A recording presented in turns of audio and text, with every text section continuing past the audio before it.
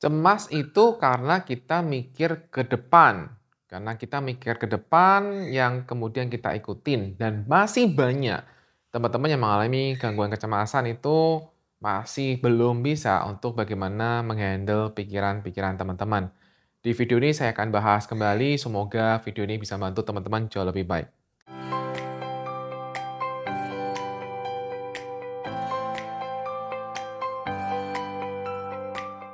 Teman-teman semuanya, sebenarnya saya sudah sering banyak banget bahas tentang masalah pikiran.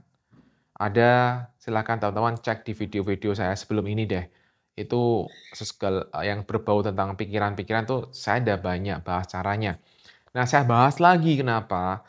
Saya banyak bahas lagi supaya teman-teman itu lebih aware lagi, lebih ngerti lagi gitu kan. Paham lagi gitu ya dengan berbagai sudut pandang yang ada. Ketika teman-teman mengalami kecemasan, pada umumnya kan cemas itu kan mikir masa depan.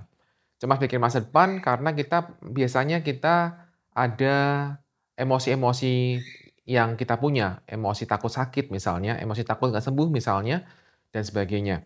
Jadi kalau misalnya teman-teman sekarang mengalami sensasi fisik nggak enak, dan sensasi fisik itu terjadi berkali-kali, terjadi berhari-hari, maka secara otomatis itu kita akan punya pikiran takut nggak sembuh. Bisa sembuh nggak ya? Bisa sembuh nggak ya? Kok masih ada ya? Kemudian teman-teman sudah berobat ke A, ke B, ke C, ke D, ya. Tapi udah baikan, tapi masih aja, masih ada, masih muncul, masih muncul, masih muncul sensasinya. Sehingga teman-teman akan terus terbiasa dengan pikiran-pikiran, bisa sembuh nggak ya? Bisa sembuh nggak ya? Bisa sembuh nggak ya? Dan seterusnya, yang membuat teman-teman akan semakin cemas. Biasanya teman-teman akan lebih enakan ketika ngobrol sama orang, seolah kemudian didengerin gitu kan. Tapi kemudian kembali ke kebiasaan lama lagi, yaitu kembali mikir, "Aduh kalau kok belum sembuh ya? Duh kok muncul lagi, belum sembuh ya?"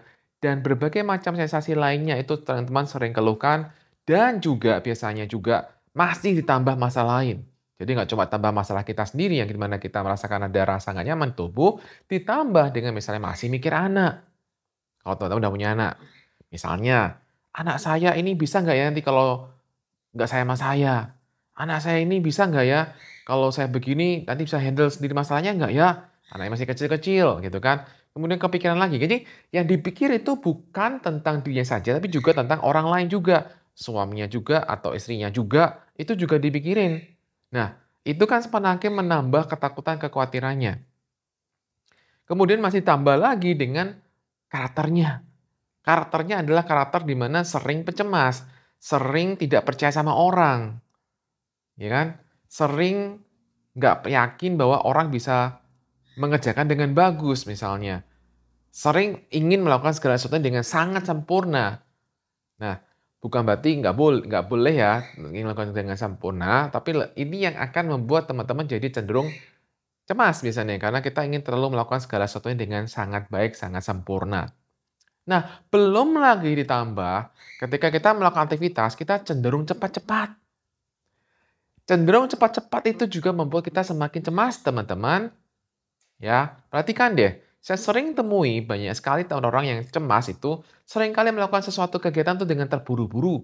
Seringkali melakukan sesuatu kegiatan dengan buru-buru. Kemudian selain takut gak sembuh, masih tambah lagi dengan pikiran-pikiran masa depan apa? Masih ditambah dengan pikiran-pikiran cash anxiety gitu kan. Takut mati, takut sakit, kemudian takut pingsan, takut kenapa-kenapa dan sebagainya. Takut akan masa depan. Itu udah sering muncul ketika ada sensasi muncul. Atau ketika misalnya ada trigger-trigger orang ngomong apa gitu kan, baca sosial sosial media dan sebagainya. Itu muncul tiba-tiba, rasa takutnya, cemasnya muncul. Teman-teman mungkin sudah melakukan berbagai macam cara, "Saya sudah afirmasi positif, tapi masih aja muncul," ya kan. Ketahui teman-teman, ini yang perlu teman-teman pahami. Apa yang Anda anggap penting itu akan sering muncul dalam pikiran kita. Jadi semakin kamu mikir, "Waduh nanti kumat nggak ya?" Berarti kumat itu sesuatu yang penting bagi kamu, maka itu akan muncul terus. Maka semakin kamu berusaha hilangkan pikiran kumat, ya nggak bisa. Kenapa? Karena kumat itu adalah sesuatu yang kamu pikirkan yang sangat kamu pentingkan itu. Jangan saya kumat, tapi sebenarnya kalau jangan sampai kumat tuh mikirnya lah fokusnya di kumat. Oke? Jangan-jangan sakit, jangan-jangan sakit. Fokusnya di mana sebenarnya? Fokusnya di sakit. Maka pikirannya akan muncul tentang sakit saya nih, kalau sakit ini gimana, sakit ini semuanya gimana. Karena itu jadi dianggap penting bagi kamu. Nah, jadi izinkan fokusnya pada fokus yang kamu anggap penting apa? Yang kamu anggap penting adalah apa? Sehat. Maka pikiran tentang sehat itu akan muncul. Wah, sehat nih, sehat. Maka dominan pikirannya sehat, sehat, sehat. Ya kan? Ini kan sama seperti kita misalnya kalau misalnya teman-teman mau beli sesuatu deh, mau beli handphone, mau beli mobil, mau beli motor gitu kan. Teman-teman sangat fokus dengan itu, apa yang diinginkan. Misalnya motor warna merah, mereknya X gitu kan. Nah, ketika teman-teman sangat menginginkan itu, maka teman-teman akan semakin melihat semakin banyak motor jenis X warna merah yang dilihat di jalanan. Yang sebelumnya, sebelum teman-teman fokus pada maunya itu, teman nggak pernah lihat. Mengalaminya kan? Jadi, sesuatu yang kamu anggap penting, itu semakin dimunculkan. Jadi, kalau itu yang kamu anggap penting apa? Sakit atau sehat? Sehat kan? Yuk ngomong sehat. Yuk mikirin sehat. Gitu. Dan ingatlah bahwa diri kamu sejatinya itu adalah sudah perfect, sudah baik adanya. Jadi sakit tuh di dalam pikiranmu terus sebenarnya. Kamu sejatinya adalah diri yang sempurna, yang perfect, yang dimana kamu terlalu melekat dengan pikiranmu, terlalu menekat dengan perasaanmu. Maka kemelekatan akan pikiran, kemelekatan akan perasaan, ini yang harus dilepas. Ini harus disadari. Sepanjang kita tidak bisa menyadari bahwa kita masih melekat dengan semua ini, ya terus begitu. Oke? Dan ingat, sepanjang kamu merasa butuh sehat, maka kamu akan sering merasa sakit. Orang sehat tidak pernah ingin sehat. Sudah sehat. Sedangkan kamu yang mengalami anxiety itu bukan sakit, malah sakitnya lambung. Dan lambung pun biasanya itu adalah karena mikir-mikir. Oke? Lambung itu bisa karena mikir-mikir, teman-teman. Jadi kalau kamu mengalami masalah lambung, gangguan lambung, karena apa? Karena kita udah banyak mikir dan kemudian itu mempengaruhi sistem saraf kita yang kemudian membuat pencernaan kita itu berjalan tidak optimal dan jadinya efeknya ke lambung bermasalah. Kemudian kalau kamu oh enggak dok, saya pertama kali lambung masalah saya. Ketika kamu mengatakan bahwa lambung pertama kali masalah kamu, lambung itu kan sudah terjadi lama, iya kan? Lama dan belum sembuh-sembuh juga. Dan kemudian kamu jadi kepikiran, semakin stres. Nah, itu loh yang membuat kamu jadi semakin cemas juga kan, teman-teman. Jadi sebenarnya itu sudah ada bibitnya di pikiranmu sebenarnya. Oke. Nah, faktor stres itu sangat-sangat dominan. Maka kamu perlu untuk melepaskan itu, teman-teman, melepaskan stres. Nah, kembali lagi. Jadi, sekali lagi saya bilang, orang sehat butuh sehat nggak? Enggak. Hanya orang sakit yang kemudian merasakan pengen sehat. Nah, jadi kalau gitu, izinkan untuk kamu yang mengalami sekali lagi gangguan kecemasan, apalagi gangguan kecemasan tidak ada punya masalah lambung, ya, ya bertindaklah bahwa fokusnya adalah sehat. Fokusnya adalah bukan sakitnya. Nanti kalau sakitnya gimana? Bukan, fokusnya adalah sehat itu. Kalau kamu mengalami gangguan cemas plus masalah gangguan lambung, entah itu masalahnya adalah dispepsia fungsional atau masalah dispepsia organik gitu kan, maka tetap juga fokuskan bahwa sehat. Saya sehat. Apa adanya sekarang ini izinkan semuanya sudah baik. Ini perlu proses ya, perlu proses. Sepanjang kita masih merasakan bahwa apa yang ada sekarang ini tidak baik, maka kita akan terus mengeluh dan mengeluh dan mengeluh. Oke teman-teman. Nah, bagaimana kita untuk fokus pada sehat? Dilatih. Cara latihnya gimana? Cara latihnya kamu sadari, kamu terlalu ngomong sehat. Ya, sadari bahwa vibrasi yang kamu bacakan adalah sehat. Semua pikiran-pikiran itu tidak perlu diikutin terus. Oke, jangan terus mau dikendalikan oleh pikiranmu. Itu aja. Kamu tuh saudaranya. Kamu tuh pemerannya juga. Jadi, pikiran itu tidak bisa menentukan kamu sebenarnya. Nah, kalau kamu mau lebih detail, ikutilah online course mengatasi teror pikiran negatif. Itu sudah saya jelaskan gimana caranya step by step untuk kamu bisa lebih berdamai dengan pikiran kamu. Untuk kamu bisa mengatasi pikiran-pikiran yang selalu sering hadir itu. Online course atau kursus online adalah kursus yang dilakukan melalui media internet tanpa harus pergi ke tempat kursusnya. Jadi, Anda bisa belajar dari rumah atau dari mana saja yang Anda inginkan selama ada koneksi internet.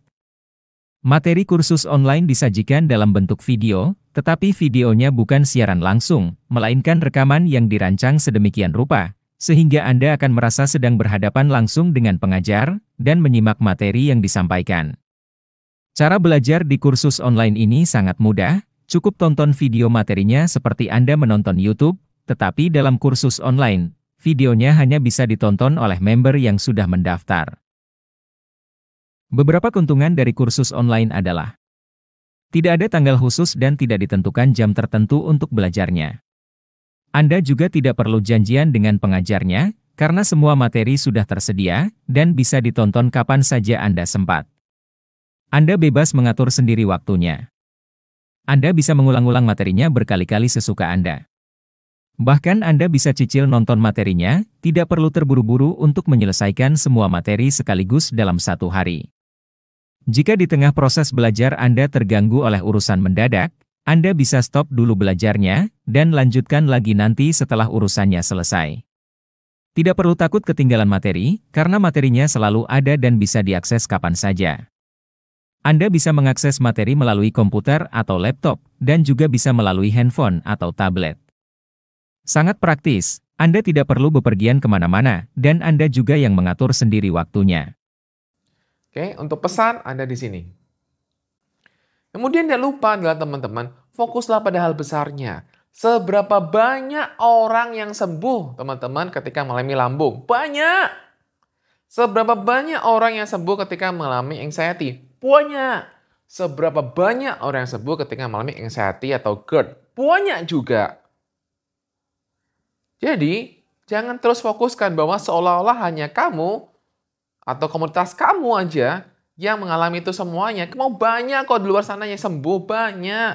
Jadi buka opportunity, buka peluangnya, sembuh itu ada. Sehat itu memang ada. Dan saya sehat. Ya, jadi selalu lihat yang besar-besarnya. Jangan terus berpikiran sempit.